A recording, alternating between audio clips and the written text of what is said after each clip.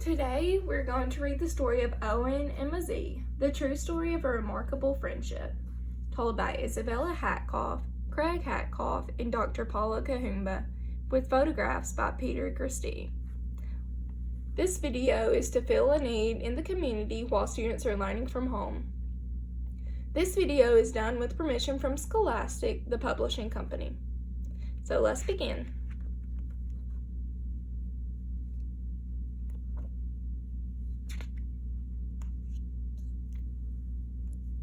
This is the true story of two great friends, a baby hippopotamus named Owen and a 130-year-old giant tortoise named Mzee.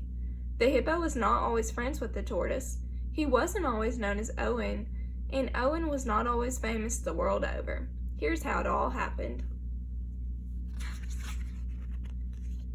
Before the baby hippopotamus became known as Owen, he lived with his mother in a group, or pod, with about 20 other hippos. They fed and wallowed in and around the Sabaki River in Kenya, a nation on the east coast of Africa. When he was about 1 year old, heavy December rains flooded the river. The racing water washed Owen and his family down the river until the fresh water became salty and the river flowed into the Indian Ocean near the small coastal town of Malindi. For days, the people of Malindi tried to chase the hippos back up the river. But the hippos enjoyed grazing the grasses along the shore and in the villagers' yards. Since hippos are the most dangerous animals in Africa, a full-grown adult can weigh as much as 8,000 pounds. There was little the people could do. On the morning of December 26, 2004, the sea suddenly rushed high onto the beaches and the surging waves pounded the shore. Many of the villagers' boats were damaged, and many fishermen had to be rescued. Before long, the sea was calm again, but it was a frightening time for everybody. A day passed before anyone thought to check on the hippos. The villagers now saw only one hippopotamus in the sea, a baby without his mother, stranded on the sandy coral reef among the seagrass.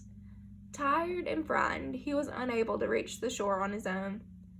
Soon, hundreds of villagers and visitors were working together to help the young hippo.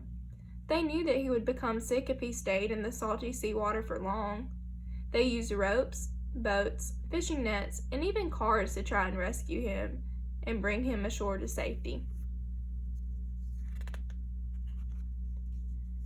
It was soon clear that a rescue wouldn't be easy. Though the baby hippo was only about 2 feet tall, he weighed a hefty 600 pounds and was slippery and strong. And the hippo was alarmed by all the human commotion. Angrily, he broke through their nets and escaped from their ropes. Hours went by, and the anxious crowd of people who gathered to watch feared that the hippo could not be saved. Finally, with a stronger shark net, the rescuers were able to catch the hippo. A brave visitor named Owen Mzee tackled him, stopping him long enough to let others secure the net. That is why, when it came time to choose a name for the hippo, it seemed only right that he should be called Owen. At last, the rescuers towed the baby hippo toward land. When they reached the shore, a loud, joyous cheer went up from the 1,000 men, women, boys, and girls who now crowded the beach. Their happy cries could be heard almost a mile away. Wrapped in the net, Owen was hoisted into the back of a pickup truck and brought to a shady spot. People weren't sure where Owen should be taken next. They called Haller Park, an animal sanctuary about 50 miles away near the city of Mombasa. Dr. Paula Kahumba, the manager, immediately offered Owen a place to live there. She explained that he could never be returned to the wild. Since he was still a baby, he wouldn't have learned yet how to fend for himself, and he would never be welcomed to another hippopod. He would be seen as an intruder and attacked. But they would take good care of him in Haller Park. Dr. Paula offered to drive to Malindi herself to bring Owen to his new home. Dr. Paula knew she would need help. She asked the chief animal caretaker, Stephen Tuai, to come along with her. She knew that Stephen had a special way with animals. Some people said he could even talk to them. Dr. Paula and Stephen quickly set off in her small truck to Malindi. Meanwhile, ecologist Sabine Bayer got to work with others at Haller Park to prepare for Owen's arrival. When Dr. Paula and Stephen arrived in Melindy, they helped to remove the nets and lead Owen out of the pickup. But Owen became angrier than ever and charged at the people gathered around. They tried to help him calm down by wrapping a blanket around his head. That way, he wouldn't see the things that were upsetting him. But Owen was angry about that too. After many hours, about a dozen rescuers managed to move Owen from the pickup into Dr. Paula's truck, tying them so that he would be safe during the long drive to Haller Park.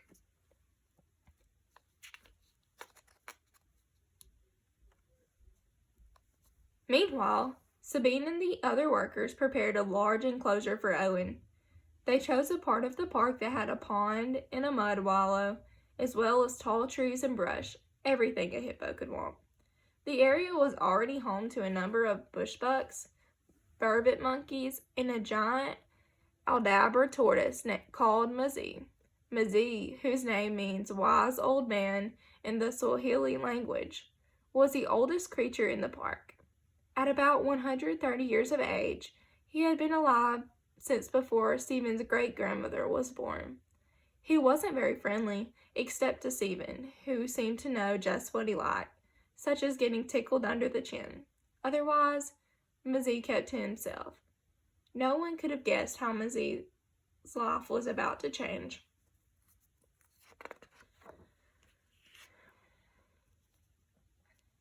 Finally, Dr. Paula and Stephen arrived with Owen, who was now weak and exhausted. As soon as the ropes that held him were untied, Owen scrambled from the truck directly to Mzee, resting in a corner of the enclosure. Owen crouched behind Mzee, the way baby hippos often hide behind their mothers for protection. At first, Mzee wasn't happy about this attention. He hissed at Owen and crawled away. But Owen, who could easily keep up with the old tortoise, did not give up. Slowly, as the night went on, Mzee began to accept his new companion. When the park workers checked on him in the morning, Owen was snuggled up against Mzee, and Mzee didn't seem to mind at all. Over the next few days, Mzee continued to crawl away, and Owen continued to follow him. But sometimes it was Owen who would walk away from Mzee, and Mzee who would follow. Bit by bit, Mzee grew friendlier. At first, Owen wouldn't eat any of the leaves left out for him. Stephen and the other caretakers were worried that he would weaken even more. Then, they noticed Owen feeding right beside Mzee, as if Mzee were showing him how to eat. Or perhaps it was Mzee's protective presence that helped Owen feel calm enough to eat. No one will ever know, but it was clear that the bond between Owen and Mzee was helping the baby hippo to recover from being separated from his mother and stranded in the sea. As the weeks went on, Owen and Mzee spent more and more time together. Soon, they were inseparable. Their bond remains very strong to this day. They swim together, eat together, drink together, and sleep next to each other. They rub noses. Owen leads the way to different parts of the enclosure, then Mzee leads the way. Owen playfully nuzzles Mzee's neck, and Mzee stretches his chin forward, asking for more, just as he does when Stephen tickles him under the chin. Though both animals could easily injure each other, they are gentle with one another. A sense of trust has grown between them.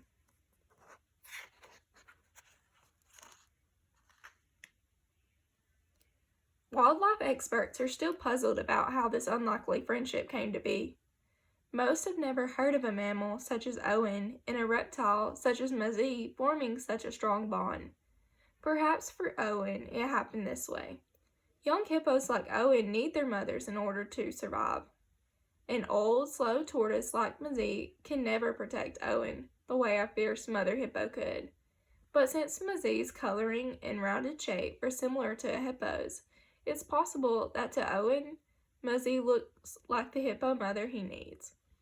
Harder to explain is the affection that Mzee seems to show for Owen. Like most Aldabra tortoises, Mzee has always preferred to be alone. But sometimes these tortoises live in groups. And perhaps Mzee sees Owen as a fellow tortoise, the first tortoise he is willing to spend time with. Or perhaps Mzee knows that Owen isn't a tortoise, but likes him anyway. The reasons are unclear, but science can't always explain what the heart already knows. Our most important friends are sometimes those we least expect. News of Owen and Mzee's friendship quickly spread around the world. People all over have come to love Owen, who endured so much, yet never gave up, and Mzee, who became Owen's friend when he needed one most. Their photographs have appeared in countless newspaper and magazine articles. Television programs and even a film documentary have been made about them. Visitors come to Haller Park every day to meet the friends.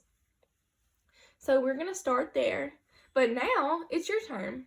For younger students reading this, you can draw a picture or create the animals out of Play-Doh that look like Owen and Mzee.